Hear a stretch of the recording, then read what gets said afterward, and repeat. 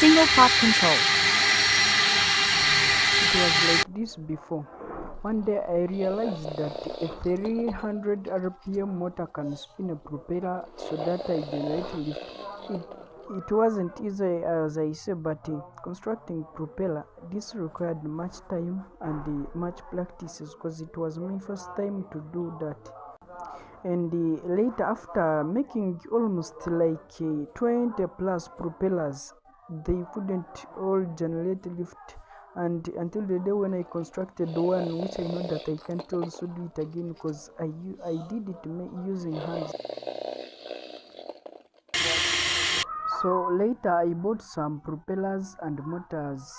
So as you see that video, I tried to test them if they can work, and my question is, you comment down, can this work for a drone project?